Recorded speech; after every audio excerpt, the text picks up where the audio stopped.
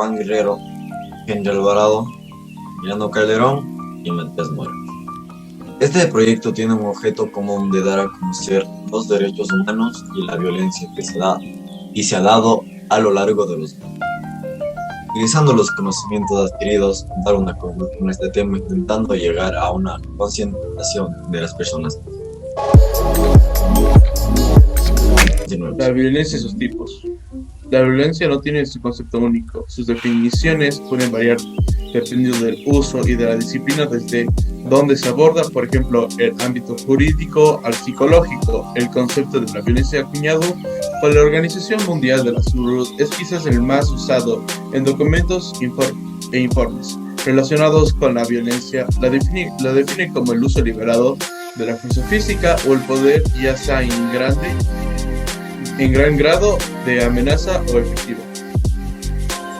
También es difícil de medir las autoridades, costos y dos consecuencias que se derivan de ellas, solo porque no se cuentan con información suficiente, sino porque un mismo hecho de violencia puede tener consecuencias de los directos como víctima a la familia y a la sociedad.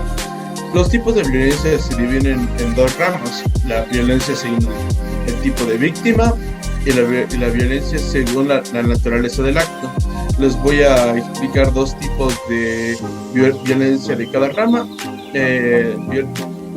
La violencia autoinfligida es una de las clases de violencia más estigmatizadas que existen, ya que en ellas es la propia persona la que se daña a sí misma, algo que es muy difícil de comprender desde el punto de vista del resto de la gente. En la violencia autoinfligida, la persona se puede realizar cortes de brazo o piernas, se pueden humillar públicamente, se pueden colocar la cabeza contra superficies duras de manera repetida, etc. La violencia interpersonal. Este es el tipo de violencia en la que un individuo agrede a otra.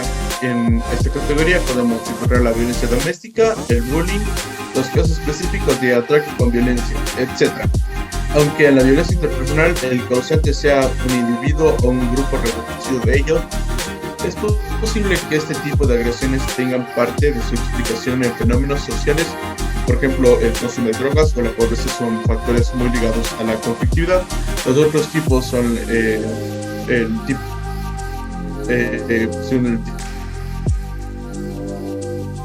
tipo de agente, la colectiva. Ahora vamos con la rama de según la naturaleza del acto. También les voy a explicar los tipos de violencia que se encuentran en esta rama, como la violencia física. Este es quizás el tipo de violencia más típico y fácil de imaginar, ya que es muy visual y fácil de identificar. En él alguien hace algo para dañar el cuerpo de otra persona, produciendo el dolor y el sufrimiento de alguien en ocasiones que puede conducir a la muerte.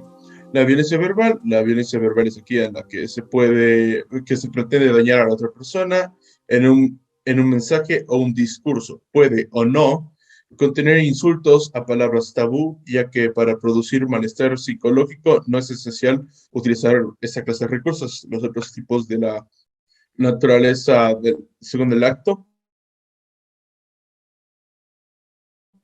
de la violencia según el acto, es la sexual, la económica, la negligencia, la religiosa, la cultural y el cyberbullying. Bueno, ¿qué pasa cuando existe una carencia de reconocimiento de derechos de las personas?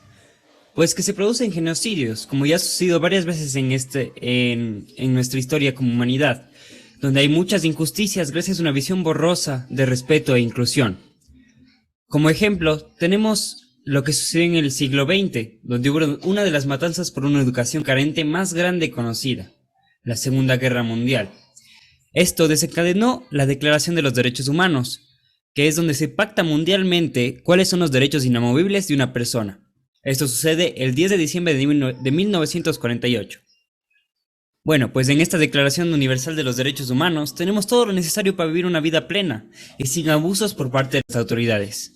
A nuestro grupo investigativo nos tocó la Declaración número 21 y 22, donde se aclara que todos tenemos el derecho a participar en nuestro propio gobierno, aboliendo así cualquier tipo de esclavitud o dictadura, exigiendo el derecho al voto y una igualdad en funciones gubernamentales, Así nos permiten mantener un pueblo contento y con un rumbo de aceptación común. También, si hablamos de la número 22, es que todos tenemos un derecho a una seguridad social y una satisfacción de derechos económicos, sociales y culturales, permitiéndonos así vivir una vida de tranquilidad y con un libre desarrollo de nuestra personalidad.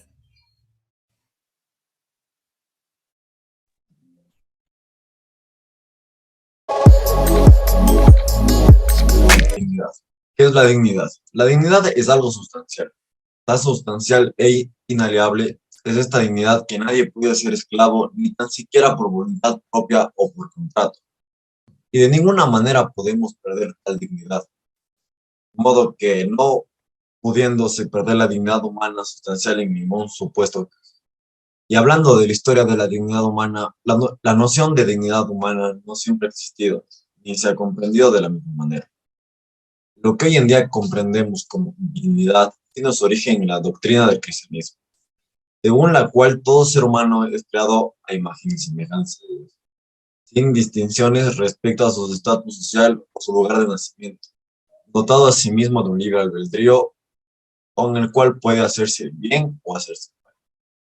Recién como el humano renacentista se comprendió la dignidad como un concepto legal, vinculado con la idea de las leyes naturales, o sea, las leyes, a las leyes, a las leyes que tenía derecho cualquier persona por el mero hecho de ser humano. Así, un concepto hasta entonces religioso pasó a formar parte de una filosofía racional, explicable a través de argumentos lógicos. Esta línea de pensamiento inspiró posteriormente los ideales de la Ilustración y fue fundamental en la Revolución Francesa y la primera Declaración de los Derechos Humanos. Esto nos lleva a una conclusión. Como podemos ver o escuchar en la historia de la humanidad, han pasado cosas trágicas como la violencia, Segunda Guerra Mundial, etc. Y cosas buenas como la dignidad humana, Declaración de los Derechos Humanos, entre otras. Lo dicho anteriormente es lo que hace a los humanos humanos, para que la redundancia, y eso sería todos, queridos oyentes. Espero que les haya gustado nuestra charla.